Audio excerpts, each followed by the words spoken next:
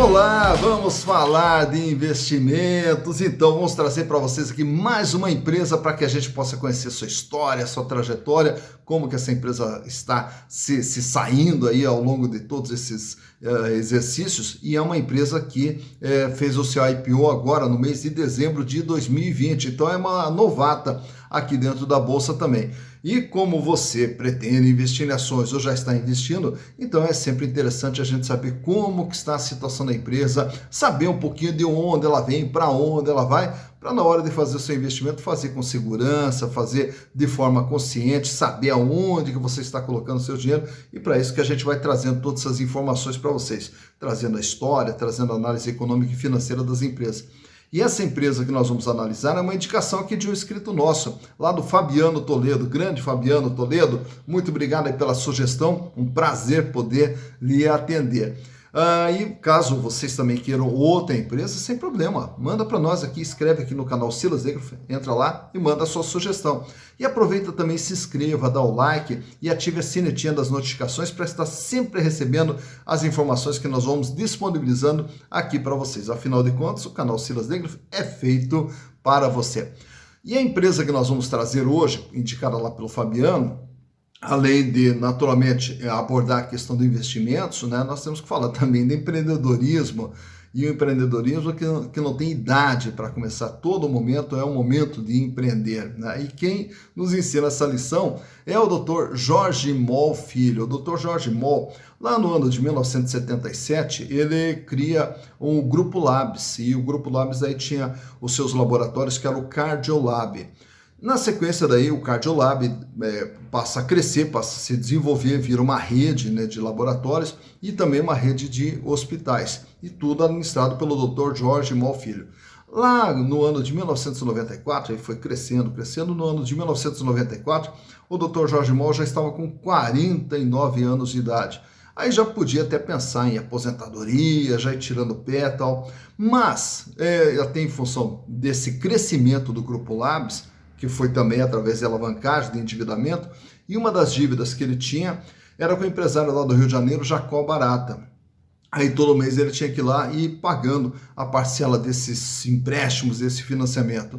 E o Jacó Barata, ele tinha acabado de ficar dono um hotel lá no Rio de Janeiro, o Copador, né? E aí, nessas conversas mensais lá no acerto de contas, ele convenceu, né, o Jacó Barata a transformar o hotel num hospital. E aí, a partir desse momento, surgiu o primeiro hospital da rede DOR, que é o Copador, né? Aí, na sequência, essa rede, desse hospital, aí virou uma rede, foi abrindo diversos outros hospitais através de aquisições ou através da montagem e acabou montando a rede DOR. Isso tudo lá na década de 90. Já para os anos 2000, aí ele acabou recebendo um aporte de capital do BTG, mais precisamente no ano de 2010, recebeu um aporte de capital do BTG Pactual. E aí com esse aporte do BTG Pactual, entrou mais dinheiro dentro da rede DOR e aí a expansão foi mais rápida ainda. Aí já na sequência acabou comprando mais 11 hospitais. Hoje, só para vocês terem uma ideia, o Redditor ele tem 51 hospitais espalhados pelo Brasil.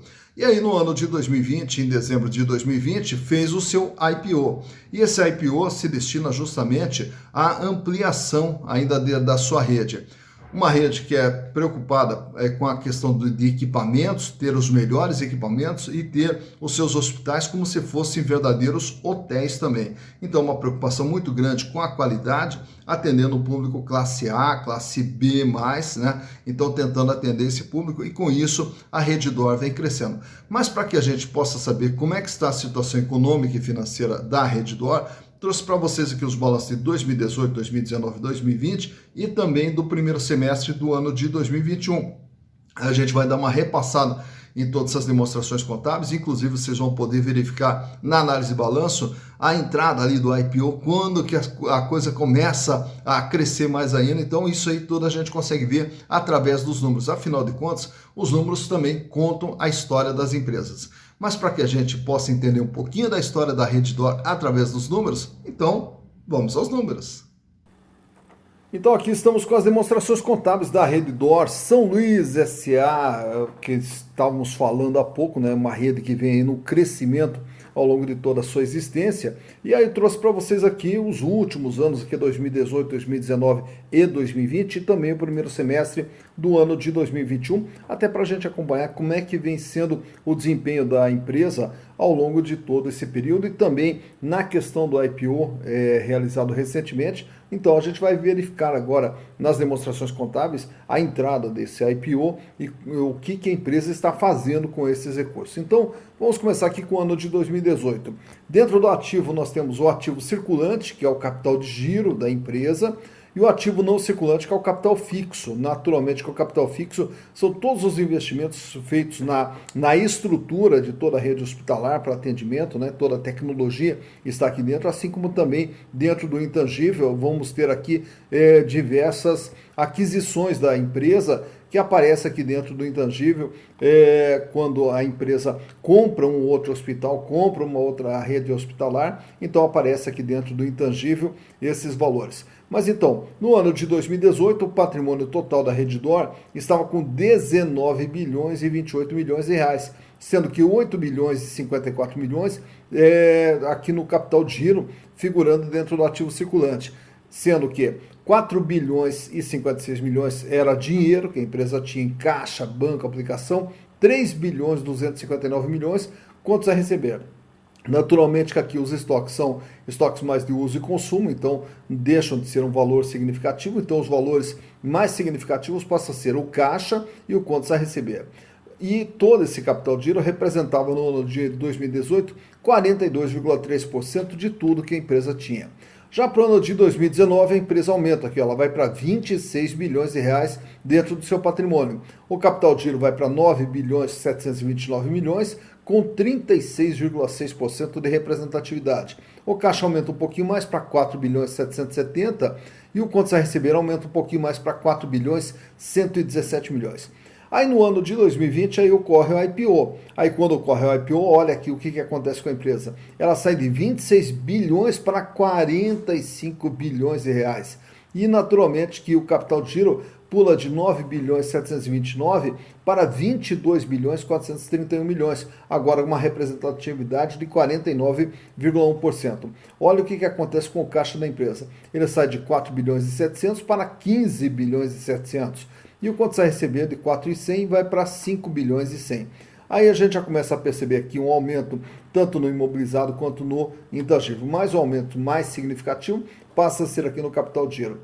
Já para o primeiro semestre de 2021, o patrimônio total, o ativo total, vai para 49 bilhões de reais, sendo 23 bilhões no capital de giro, com 47% de representatividade.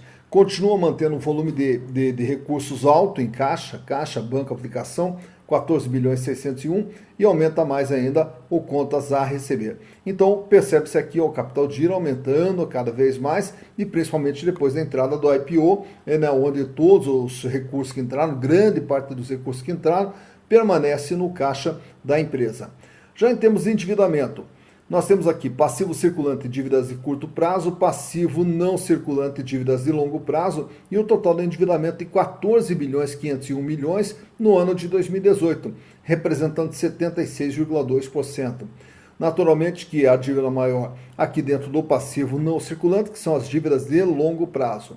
Já para o ano de 2019, a dívida aumenta para 21 bilhões 157 milhões, com 79,5% de representatividade. Isso quer dizer, de tudo que a empresa tem, ela deve 79,5%. E a dívida maior continua sendo aqui no longo prazo. Já para 2020, a dívida ela aumenta aqui para 26 bilhões, só que a representatividade ou o peso da dívida diminui para 58,4%. Isso por quê? Olha o que acontece aqui com o PL da empresa. Ele sai de 5 bilhões 442 para 19 bilhões, justamente por causa do quê? Da entrada do IPO. Então, mesmo com essa elevação da dívida aqui em valores nominais, o peso dela fica menor, porque ela representativamente, em relação ao ativo total da empresa, não cresceu na mesma proporção. E finalmente, no primeiro semestre do ano de 2021, fechado no dia 30 de junho, então nós temos aqui uma dívida total de 32 bilhões 917 milhões, com 66,8% de representatividade e, naturalmente, mantendo sempre a dívida no longo prazo. Agora, Monzeni, temos de resultados, como que vem sendo os resultados da Redditor. No ano de 2018, faturava 10 bilhões 914 milhões. Em 2019, o faturamento foi para 13 bilhões 319. Em 2020, o faturamento vai para 14 bilhões de reais. E nos 6 primeiros meses do ano, o faturamento vai para 9 bilhões 938 milhões, o que projeta um faturamento em torno de 20 bilhões para o ano de 2021. E em termos de resultados, 1 bilhão e 100 de lucro em 2018, 1 bilhão e 100 de lucro em 2019. Aí no ano de 2020, o lucro ele apresenta uma retração caindo para 459 milhões de reais. E já para o primeiro semestre de 2021, o lucro volta a subir, já está em 880 milhões de reais em apenas 6 meses, projetando um lucro total em torno de 1 bilhão e 700 para o ano de 2021. Então, por aqui a gente já conseguiu ter uma ideia de como que está a situação econômica e financeira. E agora vamos também aos gráficos analisar de perto esses números através dos gráficos. E começamos então aqui com os índices de liquidez que medem a capacidade de pagamento que a empresa tem em relação às suas dívidas. A liquidez geral, que trabalha mais no longo prazo, e a liquidez corrente, que mede mais a capacidade de pagamento no curto prazo. Começando pela liquidez geral. Ela sai de um índice de 0,62 em 2018, recua para 0,53 em 2019, aumenta para 0,99 em 2000 e no primeiro semestre de 2021 fecha com 0,82. Isso quer dizer, para cada R$1 de dívida que a empresa terá que pagar no curto, médio e longo prazo, ela dispõe de 82 centavos. Então, quer dizer, para cada R$1 de dívida, ela só tem 82 centavos. Quer dizer, para o longo prazo, claro que ela vai ter que correr atrás de dinheiro para fazer frente a essas obrigações. Já na liquidez corrente, que mede o curto prazo no ano, a empresa vai ter dificuldades. Então, ele sai de um índice de 3,69 em 2018, 3,61 em 2019, 5,81 em 2020 e 5,10 em 2021. Isso quer dizer, para cada R$1 de dívida que a empresa terá que pagar no ano, ela dispõe de R$ 5,10, paga e sobra bastante, mostrando que a empresa não terá dificuldades financeiras. E já nesse outro gráfico eu trago para vocês também os índices de endividamento. Qual é o tamanho da dívida da empresa em relação ao seu patrimônio? Ele sai de um índice de 76,2% em 2018, 79,5% em 2019, 58,4%, uma retração ali para 58,4% em 2020, e nos 6 primeiros meses do ano de 2021 fecha com 66,8%. Isso quer dizer, de tudo que a empresa tem, ela deve 66,8%. Então, por aí você tem uma ideia do comportamento da dívida ao longo desse período. E finalizamos a análise aqui dos gráficos com a margem líquida, que é o quanto a empresa ganha em relação àquilo que ela fatura. Depois da rentabilidade do ativo, que é o retorno que ela tem sobre um investimento feito dentro da organização. E fecha ali com a rentabilidade do PL, que é o ganho do acionista. A margem líquida, ela sai de 10,8% em 2018, recua para 8,9% em 2019, mais um recuo para 3,3% em 2020 e fecha nos 6 primeiros meses de 2021 com 8,8%. Isso quer dizer, de tudo que ela tem de receita, de tudo aquilo que ela gera de recursos dentro da sua atividade, sobra limpo para a empresa 8,8%. Já na rentabilidade do ativo, ele sai de um índice de 6,2%, uma retração para 4,5% e mais uma retração para 1% apenas. Isso quer dizer, em relação a todo investimento feito dentro da organização, ela gera um ganho de 1%. Já a rentabilidade do PL, os acionistas que tinham dinheiro aplicado dentro da empresa, com os lucros obtidos em cada exercício, quanto que eles ganharam? 26% em 2018, 21,9% em 2019 e apenas 3,3% no ano de 2020. Naturalmente que esse 3,3% ele está relacionado àquela queda de lucro que a gente observou e também ao aumento do PL. Então, quer dizer, quando aumenta o PL, o lucro naturalmente, proporcionalmente, ele fica menor, fechando com apenas 3,3%. Tá, então, mais uma empresa analisada, mais uma empresa conhecida, Redditor, né? E hoje a gente já começa a ver muito a Redditor também na mídia aí, quando uma personalidade acaba sendo internada, tal, aí o Copador, né? Então, na Redditor e no Dor São Luís, enfim, a gente sempre vai ver o nome Dor, né? Associado aí nas mídias, né? Com as celebridades, as pessoas de alto poder aquisitivo que acabam sendo internadas e sendo tratadas na Redditor. E aí você já conhece como que surgiu a Redditor. E quando a gente fala de empreendedorismo, né, então o que eu falei para vocês na lição do Jorge Moll é que com 49 anos de idade muitas pessoas já começam a pensar em desacelerar, e a partir dos 49 anos de idade que o Dr. Jorge Moll Filho acabou construindo um verdadeiro império aí no setor de medicina dentro do Brasil, né? E naturalmente você que pensa em investir, então o que a gente tem que fazer? Tem que saber qual empresa que é, como que essa empresa vem se desenvolvendo e saber da sua situação financeira, do seu endividamento e principalmente se a empresa é rentável ou não, se ela nos dá resultado ou não, que isso aí é fundamental. Então, na hora de investir, a gente tem que ter consciência, tem que ter segurança, por quê?